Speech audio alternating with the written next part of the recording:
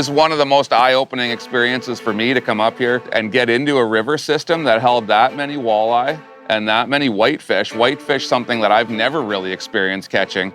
There's nothing to complain about up here. It's small world problems. And that's the attitude you have to have up here. You have to roll with everything that happens. It's all part of it. It's all part of the adventure. And this is what brings me here. I love seeing new water. I like to explore, and I love to fish.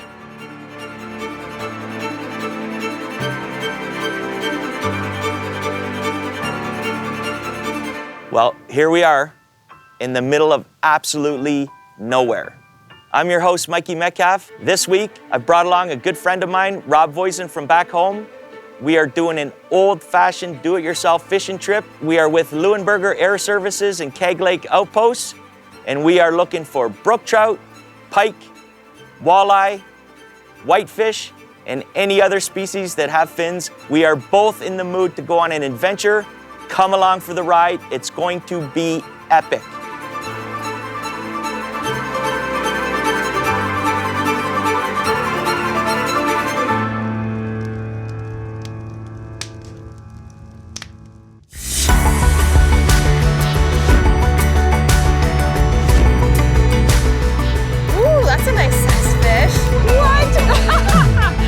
Absolutely fantastic.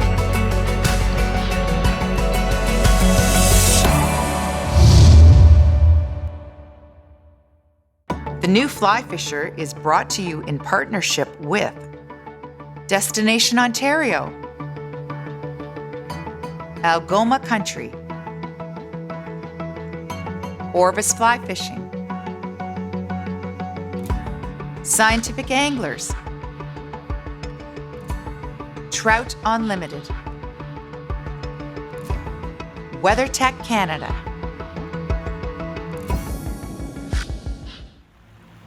I had no idea it was going to be a whitefish, but let me tell you, I am hooked on whitefish on the fly. Here we are in the river in the middle of nowhere with a pool loaded full of whitefish and walleye. As much as I enjoy staying in lodges and resorts while I go on these fishing trips, something deep inside me yearns to be totally free. The older I get, the more I yearn for it. Every so often in this busy world, my body and my soul tells me it's time I need to get away. Time to pack my bags and then drop me off at an outpost for a few days.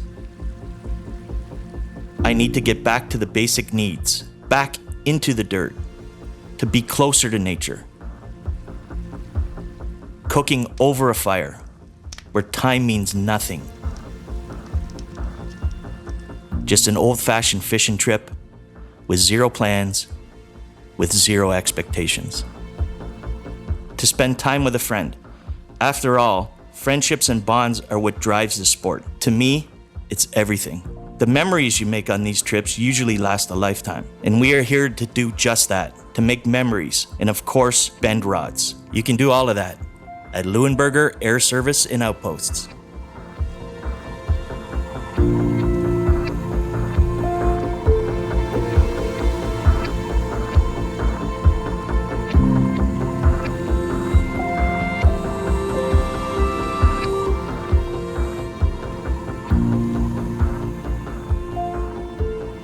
On day one, we're all excited and raring to go, and we did get weathered in for probably an extra 3 or 4 hours, but I gotta say that the Leuenberger Air Services team was welcoming. They took us through maps of the lakes, they talked about the best styles of fishing.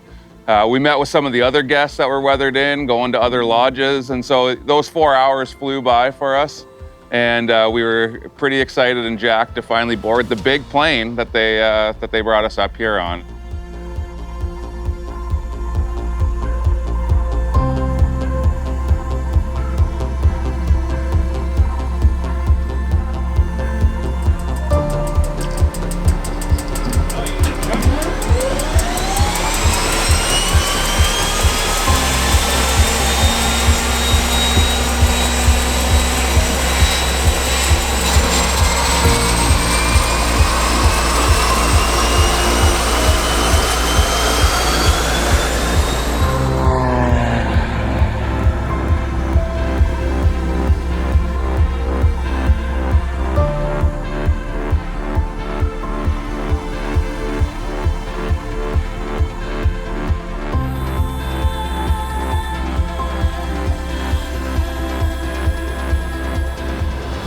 After the 40-minute flight due north, we arrived at the outpost, ready for our adventure.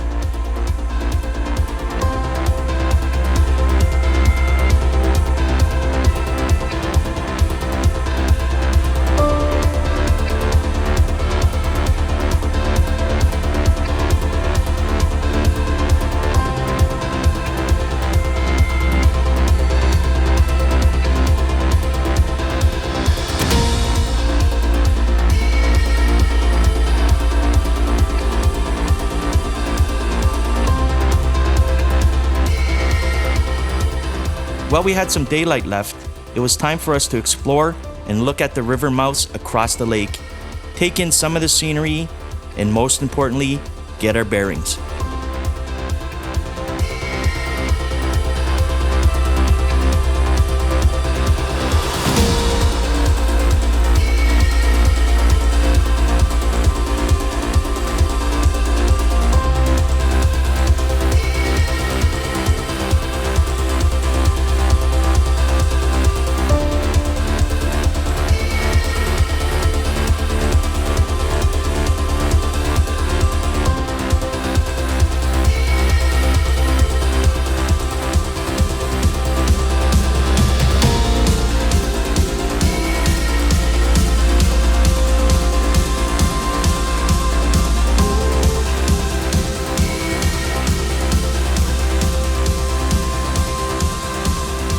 We picked up a fish at the river mouth, but after finding where the first river mouth was, we were discouraged by the high water, but glad at the same time we got to see it, as our curiosity was killing us as to what was down and around the corner. We will let the river rest and revisit.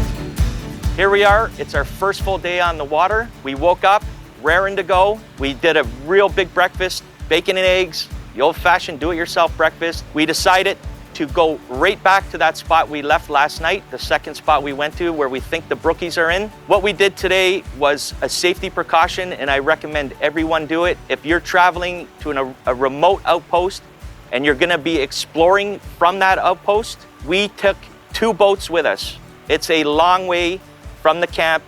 If one of the boats go down, you are in big trouble up here. We are in the middle of nowhere. So if you have an option of taking both boats, take them every single time. We have just pushed the boats up about 40 minutes up a river, and where we are now is exactly where we wanted to get to yesterday. If you look behind us, we have a beautiful set of rapids kicking into a tail out, and it says brook trout all over it. And we're gonna start searching for these things. We're gonna throw medium-sized streamers and just try searching out the area. We're gonna be picking apart the seam. We're starting there, and then we have our waders on. We're gonna try to explore the area. This has a lot of potential here. This says brook trout all over it. Let's see if this happens. So when you're fishing this high water, you can see here, the water's up where it shouldn't be. Doesn't mean you can't fish it. We're gonna fish it in close and try to fish it right in tight and find the seam. So I just added a shot on. What I'm doing is I'm just popping that woolly bugger right down the seam and trying to pop it and entice something that's sitting right on the soft side of the current. The water is high. We want these flies down. I'm trying to work this big boulder out here and see if we can pull something up and start figuring this out. As you can see, we got super fast water here going into a big tail out, and we have lots of time to explore this. So we're gonna poke around this pool and pick it apart, every inch of it, and see if we can find some brookies.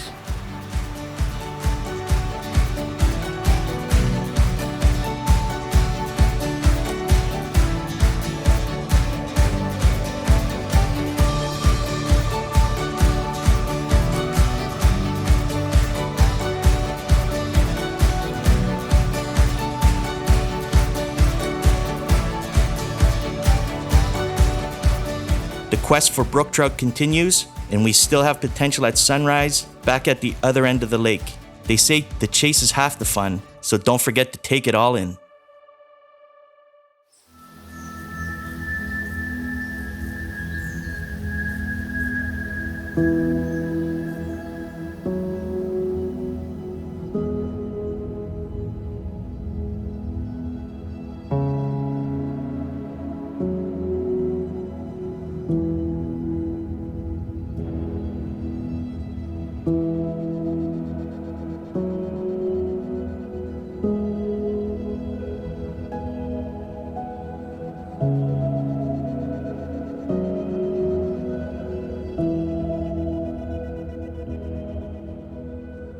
It's a new day at the Outpost.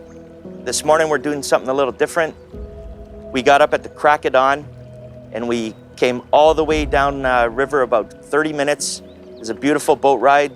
This beautiful sun was coming up right over top of the trees.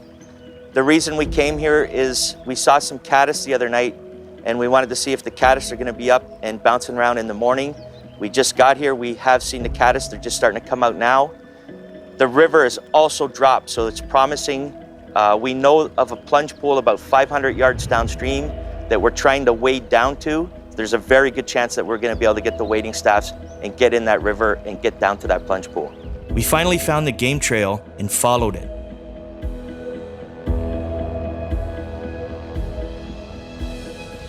As we came out on the other side, it looked like we stumbled upon a magical trout run at first. And we walk down this trail and we find this trout run of like epic proportions. One we didn't expect to see. Like, I'm talking plunge pool dropping into riffle water, dropping into wide tail out, into another pool with boulders the size of small cars, water dumping over it.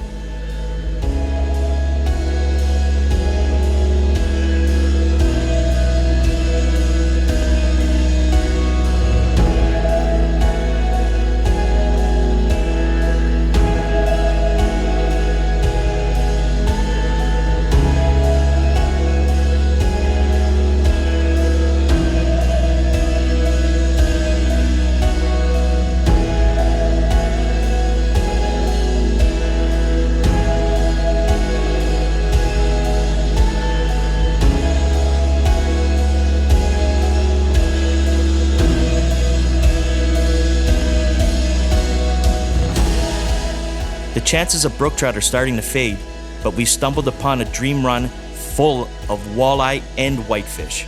So our morale is high, and we are both on board to just bend rods. Tomorrow is a new day.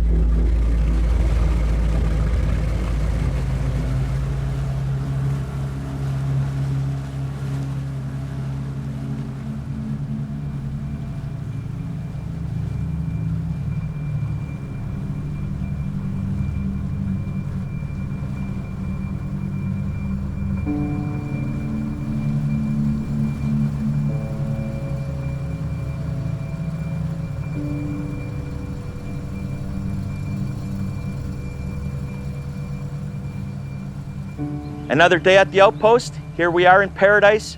Another day of fishing.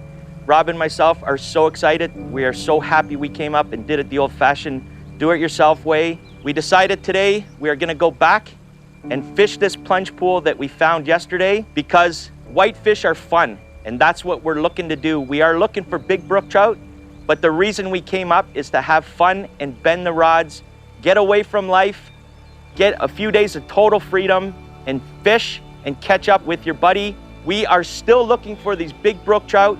We are waiting for the water to drop, but we're not gonna let it get in the way of having a great time. We are gonna go fish these whitefish, and we're gonna fish them nymphing, we're gonna fish them like trout, and we're still looking for the brookies, and we're bending rods along the way. So we've come up to this pool here, and what I'm trying to do is just I've got a white woolly bugger on, and I'm trying to cast across the current, let the current even catch my fly line a bit, and swing it through the back end of the tail out of this run. And as it tails out, and I'm feeding line into it, as it tails out, then I'm starting to work it back up towards me nice and slowly. I want this with a full sinking line. I want my fly crawling along the bottom like it's a crayfish or an injured bait fish working its way back up here. There's a fish. This is the first fish I've hooked on that streamer tactic just a few minutes in since I started. Some nice head shakes here. Just as I was swinging it through that tail out, before I started stripping, I let it just sit there for a brief second, and that's when the fish hit. In this current, the fish really know how to work it to their advantage. So I'm gonna try and just get up to the reel here.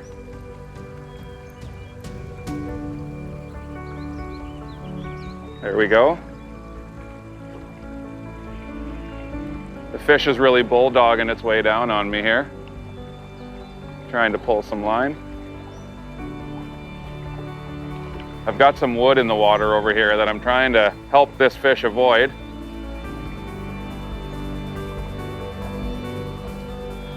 Oh, it's a walleye.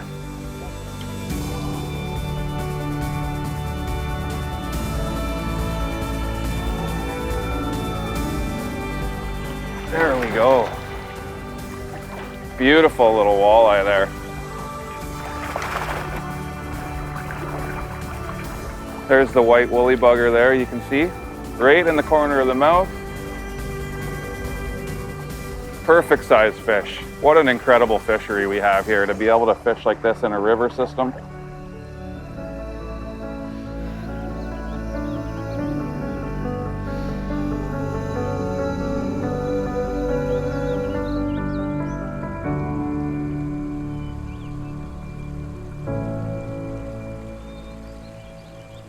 The last few fish here have come on a bit of a faster retrieve, so I'm casting a little further down into the pool than I was previously when I was letting it swing and working it slow. I'm letting this full sinking line do its thing in the current, giving it a 10-second count, and then I'm starting to retrieve a little bit faster now because the fish seem to be coming a little more alive and ready to chase. There we go. There's another fish.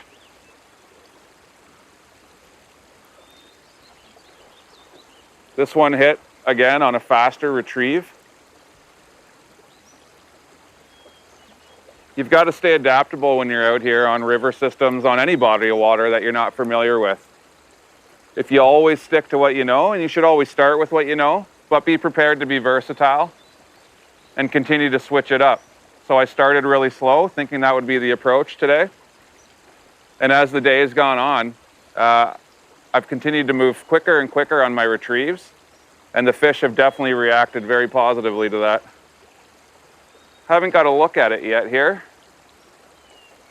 Something just rose back there. See some fish rising in the back of the pool here, even as I'm bringing in this fish. Oh, another great walleye.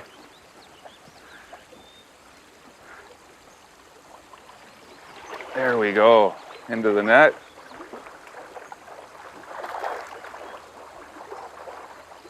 We're fishing barbless here, so we're popping the hooks right out, no problem. That white woolly bugger. Perfect fish, again. How often can you find a river that you can go to where you can fish all day long and continue to catch perfect walleye like that? What a treat this is. I'd like to take a brief moment to quickly talk about the equipment Rob and I are using here. Since the moment we got here, I haven't put the 5-weight down. You don't need a large arbor. We have 5-weight, weight forward floating line, 5X leaders, and you don't need much more than that. So when Rob's been fishing a whitefish, he's been fishing the exact same setup I am, And when he's fishing the walleye, he's using a full sink line, and he's getting the fly down and getting onto the fish. That's been really effective bringing that up. These fish are so much fun on these light rods. I've been fishing a 5-weight, but to be honest with you, you could get away with a 3. I think I'd come back with a 3 if I was to fish this again and have a fun volume turned to 10. But 5 is still amazing. 3, 4, 5, you're gonna have a ball up here. So here I am in full hippo mode. It's 30 degrees out. I'm cooling off at the same time I'm fishing. What I did is I just changed my nymph from an 18 down to a 20, and I let it drift way to the tail out back there. I just kept stack mending it out, and it took right in the tail out. As I was mentioning earlier, I just hold, at the end of the drift, I just kind of hold it for a quick second, and that nymph emerges, and the whitefish are taking it literally a foot under the surface. It's quite an aggressive take. I'm really surprised just how delightful these fish are on a fly. I'm absolutely becoming a huge fan of whitefish on a fly rod. Not a lot of fly anglers out there that wouldn't take 2 to 4 to 5 pound fish all day long. You know, like this. You're so used to getting on a snowmobile, riding it 9 miles out onto a lake and fishing them 90 feet deep, that it becomes a real. Let's get that head turned. There we go, head first, right in the net. Beautiful. I'll take these all day long. Great job, Mikey. Nice fish. Thanks, buddy. It's such a unique experience fishing for these.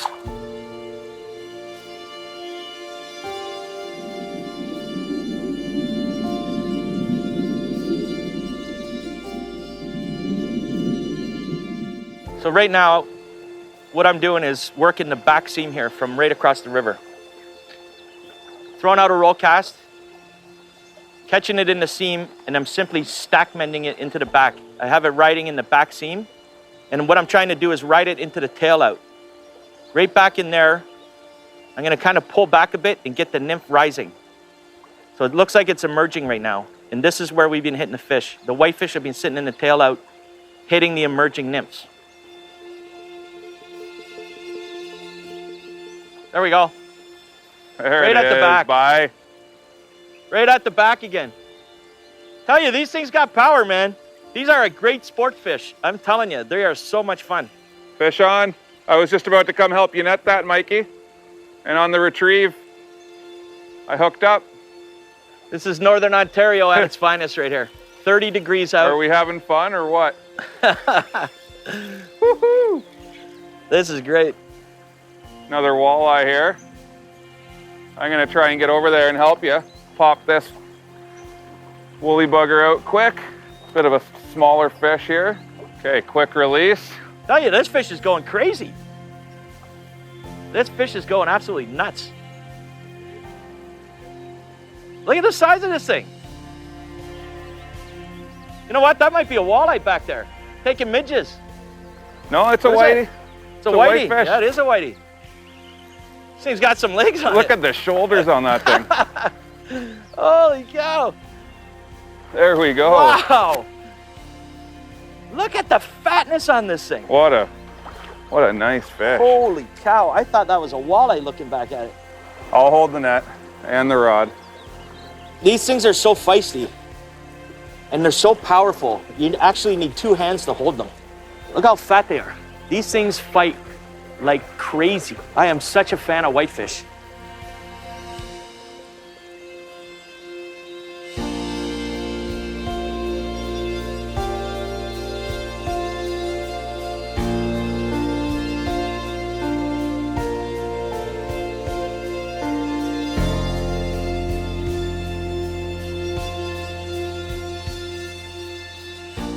There we go. Nice, Rob. Oh, this one's got some weight to it here. Could be the brookie you're looking for. It's incredible. We're here fishing trout water with trout tactics and just experiencing world-class walleye fishing, whitefish fishing. What a beautiful place, an incredible day to be here on the water. Kello Lake Outpost, and here we are sitting in rivers, hitting fish like we could have never dreamed. These fresh walleye, we've temped the water. It's about 64 degrees here today. So they're fresh, full of energy. Oh, it's a nice fish. Really nice fish. Yeah, okay, let's see if we can maybe land these fish in a little bit calmer water. give us a bit better of a fighting chance here to get these guys in the net. Oh yeah, I think this will make our life easier over here. You can already feel the difference with the resistance. Yeah, definitely. All right, I'm gonna come over to you here, Mikey. That's a great idea coming over here. We can work with the water over here. Oh yeah. All right, head Look how up. Much easier better, that was. much better. So much easier.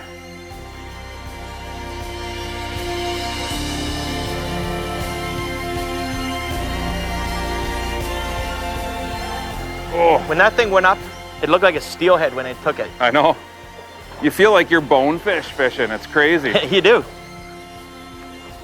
And they just smash your fly and run. Perfect. Man, oh man, did that thing strike that hard. Nice job. That's awesome. When that went out, that fish splashed right on the surface, like it came across and cracked it. Look at that. All day long. What a blast this is.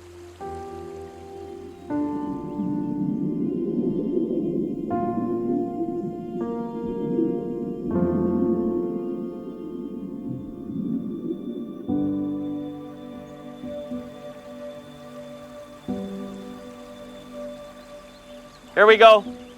These things are so fun. You should feel the bite of these things. Look at that thing go.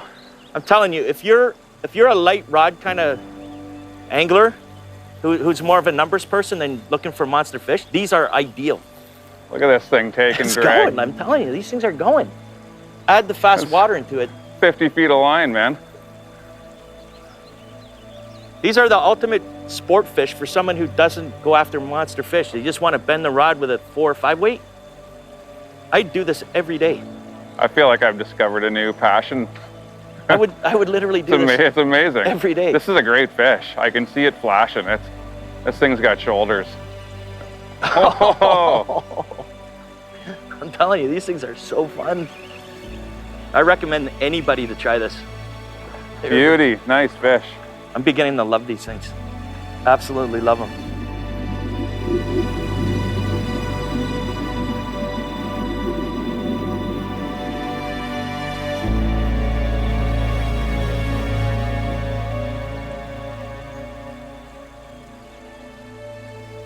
I tell you, on a light rod, I can't think of any more fun that I'm having than this. Fast water.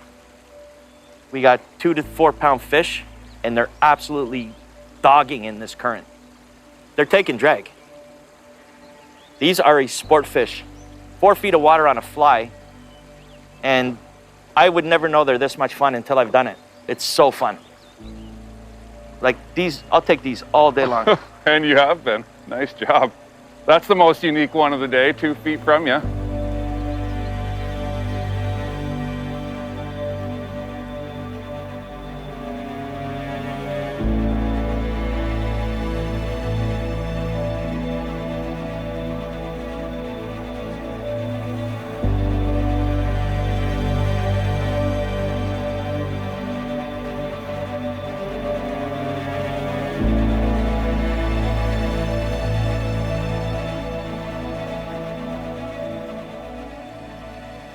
We got an old-fashioned Northern Ontario doubleheader.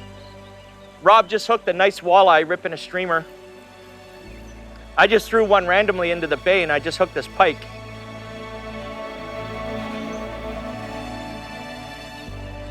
All right. Let's go. Ready for the eye? Ready for the eye. Oh, this thing's big. Ready? Yeah, let's do it. There we go. Northern Ontario doubleheader on the fly. We got pike and walleye from the same family. Cousins, if you will. Northern Ontario doubleheader on the fly. Cousins from the same family. Drop them in, bro. That's so awesome. That is so fun. That's fantastic. That is so fun.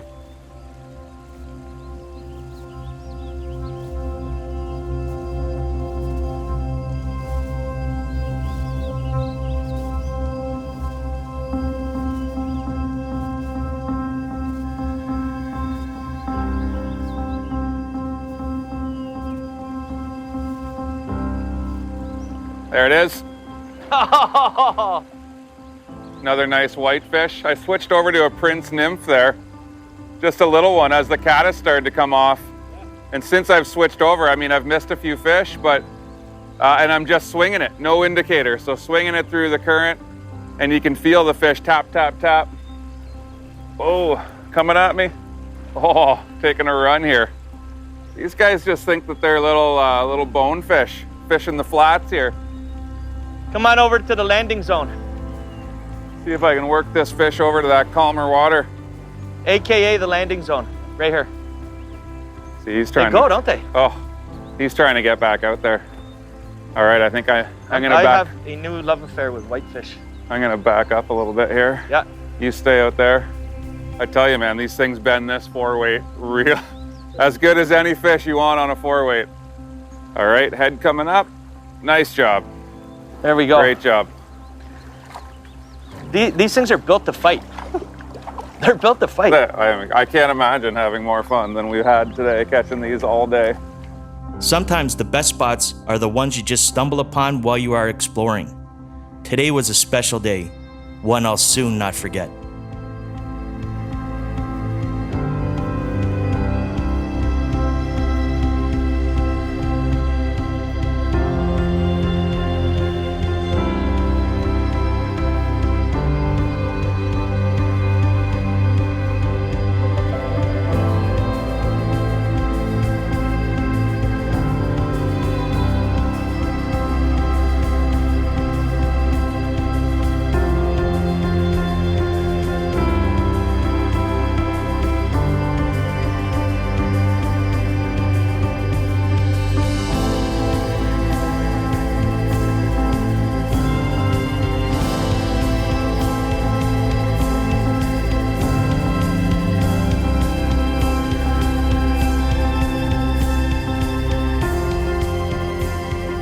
We absolutely went to Pound Town today on walleye and whitefish, and I can't even tell you how much fun it was. It was so fun. Tomorrow's gonna be back to exploring. We're still trying to get these brook trout, and we're just smashing fish along the way, and we're having an absolute blast. I can't even tell you how fun we're having.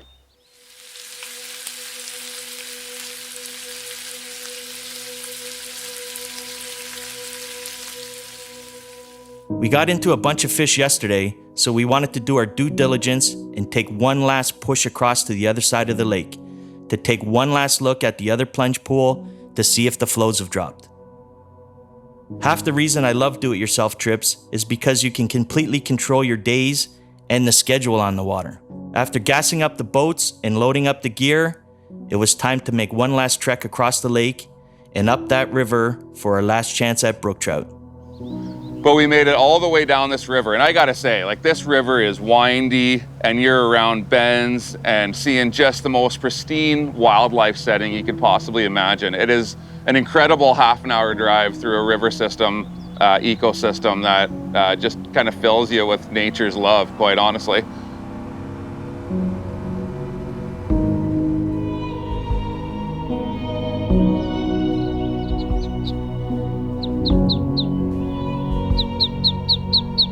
We round the final corner and there is this plunge pool that is like straight out of a brook trout magazine. Like, you got goosebumps on, honestly, as you see this plunge pool around in the corner.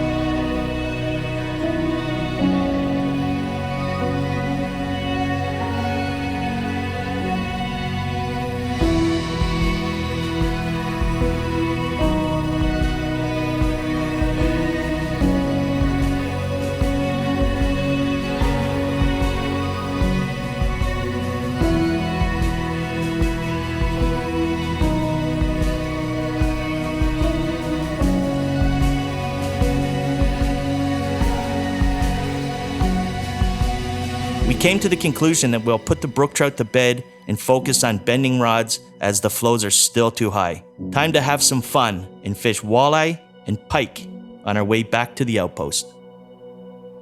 So we said, let's just go back to bending rods and having a blast, and that's exactly what we did. We came out of the river and we said, let's go throw some poppers for some pike. There's pike everywhere here. You go into a bay and you say, there's a pike there, you throw the popper, there's a pike there. And they just hit these poppers like crazy. We didn't get anything with size, but we started throwing 4 and 5 weights with poppers for these pike. And that was so fun. It was epic. Middle of the afternoon, sun shining, and we're just having a blast throwing poppers to pike. And we killed about 4 or 5 hours doing that, having an absolute blast. We are in the middle of nowhere. There's a plane coming down and it lands right in the middle of the lake. We are in the middle of nowhere. By the time I get there, it's Jamie from Leuenberger's sitting on his pontoon, just hanging out. And I'm telling you, it might be the coolest thing I've ever seen in my life. I couldn't believe what I was watching.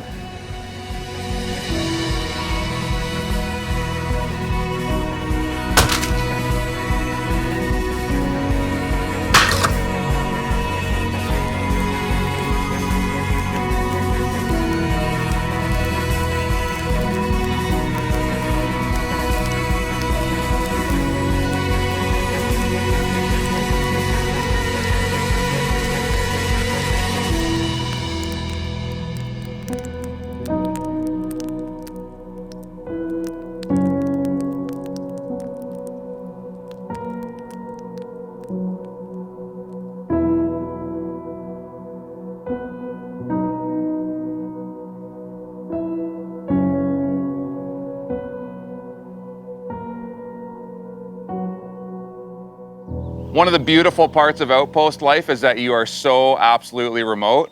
One of the scary things about Outpost life is that you're so absolutely remote. And so your trip can be made the week before you even come. It's all about preparation. There's a number of things you need to consider when you're coming to an outpost. From clothing, you need to be prepared for any weather, from snow to tropical sunshine. You need to be prepared for bugs. We've got bug spray, bug wipes. For the sun, you want to bring sunscreen, you want to bring buffs. Boat safety is always going to be a priority because you're so remote. Safety is key here. So both boat safety, from life jackets to proper gear in the boat to first aid. If something happens, you don't have a first responder anywhere near you. You need to be prepared with first aid equipment. When you're this remote, the wildlife is all around you. Again, that's one of the beautiful elements, but you need to be prepared. Bear spray, whistles. You need to be ready to fend off or just scare away any potential run-ins. Nighttime is dark, very dark. There's no street lights around. Making sure you have proper lighting and lanterns while you're here. The key elements to survival, guys, is going to be food. You do not want to underpack food. Sure, you hope you can catch some fish, but you do not want to underpack food. So overpack a few light things that you know you've got food for every single day while you're up here. And then the key to life is water. You don't have a lot of weight room in these planes when you're flying up to an outpost. So you can't bring a week's worth of water with you. So you need to come prepared with some ideas, whether it be boiling water when you get here and making sure that you just fill up a jug here and it's good for the week and you keep filling it up every day. Whether you use a product like Aqua Tabs here, which you just put a tab in a liter of water and they're tasteless, odorless, and clean the water for you. Or life straws you can drink directly out of the lake through the charcoal filter in the straw. You have to be prepared to make sure you've got clean, safe water for both cooking and drinking. Absolutely not necessary, but I would strongly recommend, if you know anyone or you can get your hands on one or even rent one, a satellite phone for these sorts of trips gives you a level of comfort that you otherwise wouldn't have. You at least have this lifeline to reach out to back to the lodge, back to the air service, or back home. And then last, but certainly not least, on top of all the fishing tools, all the toolboxes, everything else you need, maybe one of the most and last important things you want to bring is a few rolls of this, because you never know what you're going to run into up here.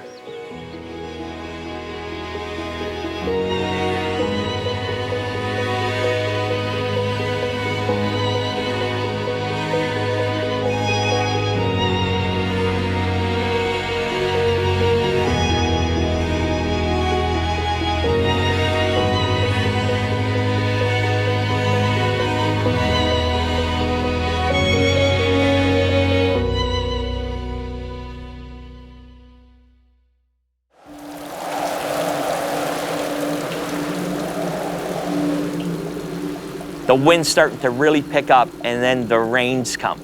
And I'm telling you, this was a storm.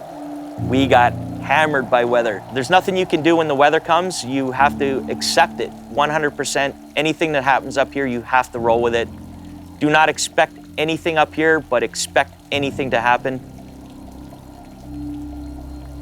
Then Rob notices the boat that is on the dock is almost sinking. It's probably about 3 inches from going under, and it's 8 to 10 feet out in front of the dock. Who you travel with is super important when you go on a do-it-yourself into a remote setting. Facing adversity isn't uncommon, and the key is to hit it head on. We have a no whining policy, and we always hold up our end of it. We keep it lighthearted, and we like to keep it fun. We got up this morning, we had to deal with major boat issues on the dock. They were both half submerged.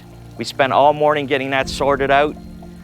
We went back into the cabin because the wind keeps picking up, dropping, picking up. The rain comes, it stops.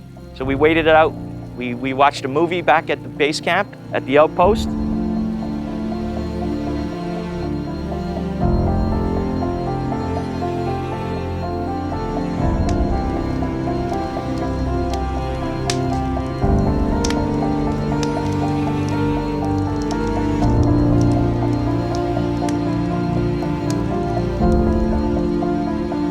And we figured the wind started stopping. We have about 2 hours to fish. Let's get our waders on and let's get back to fishing. That's why we're here. We're trying to bend rods, not hang out in the cabin. As soon as the weather got nice, we got in the boat. The only game in town right now is this river, and we're gonna fish it. Rob's working walleye, and I'm gonna continue fishing these whitefish. I'm having so much fun trying to figure these fish out. They're super tricky on the fly rod, but I'm having a blast. We're both having a super blast up here. It's so much fun. We are so remote. We are so free, but at the same time, that's the thing that you need to be concerned about because we are in the middle of nowhere. So we sat it out, we waited the storm out, now we're back on the water.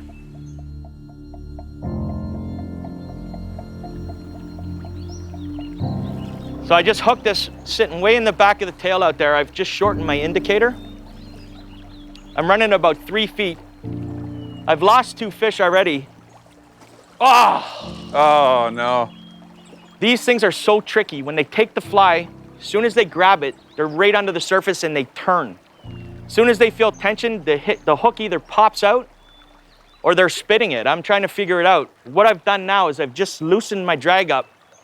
So when they're taking it and turning, it just pulls on it, and then the tension of the river's hooking them. So this is what I'm gonna try to do from now on. I'm just trying to figure these out as I go. But I'm telling you, these fish are so fun, especially fishing these things in the fast water on a 5-weight. You got a net there, Rob? I got one, yeah. Perfect. Let me work my way over there. So these whitefish just love this fast water. I don't know what it is, but they're mostly sitting back in the tail out. We're just stack mending it out there, and I'm just feeding the line back there. Thank you, sir. Oh, that's a nice fish, buddy. It's so fast in this current. It puts about 2 pounds on these things. Oh, that's a nice fish. Ready? Yes, nice job. Beautiful. Thanks, Rob. Trusted net man. Everyone needs one. These fish are absolutely gorgeous. They fight like crazy, especially in the fast water. This might be the biggest one I got. It took a Prince Nymph, and we've hit 2 in a row, so I think the whiteys might be on. And I'm really hoping so, because I never get a chance to fish these. I want to take a second to talk about stack mending. I've been hitting all the whitefish in the back of this tail out with a method called stack mending. What we're trying to do is feed the indicator, put it into a seam, and we're trying to feed it down to the tail out. The times we stack mend, for instance, would be a time like this where I'm trying to hit a tail out back there, but as soon as I step, it's getting too deep for me, so I can't effectively nymph that with an indicator. I'm gonna have to feed this indicator down to the fish. The way we do that is by casting across into the seam, or you could roll cast it out. Find the seam you want to run it, and then you're gonna have the line ready in your hand. I see people trying to feed off the reel a lot of times. And what that does, it causes inconsistency with your indicator, and the nymph doesn't look natural. It's just coming back, going forward, and nymphs don't do that in real life. They go down a river and they don't stop. So get your line ready, and then you're gonna control it with your hands. So you can control the scenario and use it as a steering wheel to control that indicator downstream. So I'm gonna show you how we do it. I'm rolling out, that's the seam I wanna be on, and I'm feeding it. Holding in my hand, I'm feeding 1 foot at a time. The river's telling me when to do it. So I have a foot here, and I'm feeding it. That indicator is not moving at all. So I'm walking it right down river, down the seam. So we're fishing about 30 feet downstream now, simply by stack mending. When I'm getting to the end of the drift, I'm holding it for a second to try to emerge the nymph up, and I'm getting a lot of takes right at the back there by simply doing this. I'm gonna do it one more time. It's so simple to do. So we're gonna control it with our hands. We're gonna feed it out into that seam. I'm going right across the river, and I'm controlling it with my hand. And I'm not interfering that indicator at all, and it's going straight downstream. That's exactly how we want it. It's going right back to where I want it right now, and that's where the fish have been coming out of. Stack mending. Easy to do, super effective. We don't do it all the time, but there's scenarios where you absolutely have to do it. Also, don't be afraid to run a dry down there. I hit a lot of fish 50 feet downstream sometimes just by feeding line down to the fish. So we can do it nymphing, you could do it fishing a dry fly.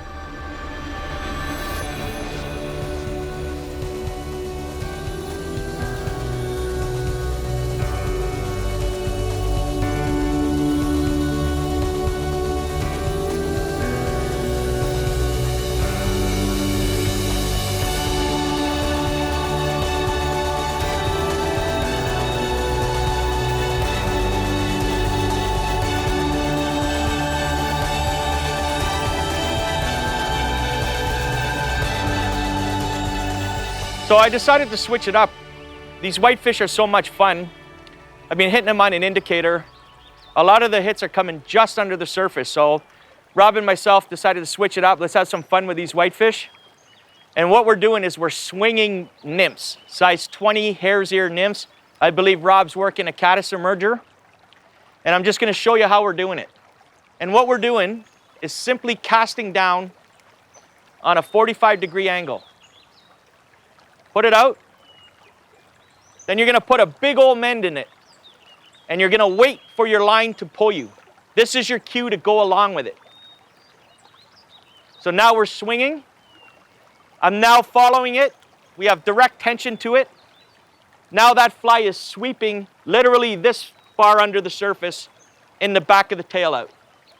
So the cast goes out, throw a big mend in it, and then we let the rod tell us when to go. We're getting pulled. My rod's down at the line, and now we're cutting across and we're sweeping the nymph right through the tail out. The whitefish are grabbing it right as it's swinging across the tail out. It's so much fun swinging in nymph. We rarely ever get a chance to do it. I'm telling you, they crack this thing.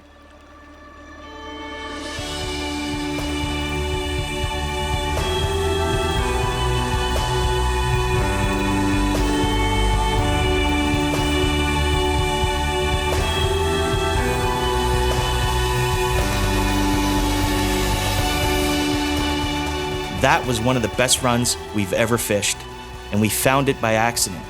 The idea of catching a trophy brook trout was what got us off the couch. But in the end, it was never about the brook trout. Wow. We thought it was going to be an adventure, but we were not ready for an adventure of a lifetime. Rob and myself made memories for the rest of our life. This is some of the most fun I've ever had in my entire life. To be honest, the allure of coming up to chase a big brook trout is what got me to come up here. But what's going to get me back here is everything that happened on our adventure looking for brook trout. From the wildlife, to the fishing, to the northern lights. Rob and myself had an adventure of a lifetime. I would like to thank all the staff at Leuenberger's, from Claudine to Jamie, to the crew that loaded us up, and to the pilot that flew us up here. We had the time of our life. If you enjoyed this episode and want to learn more about this episode and others in the series, feel free to visit us at www.thenewflyfisher.com. I'm your host, Mikey Metcalf. Thanks for watching, and I'll see you on the water. The New Fly Fisher is brought to you in partnership with Destination Ontario, Algoma Country, Orvis Fly Fishing, Scientific Anglers, Trout Unlimited, WeatherTech Canada,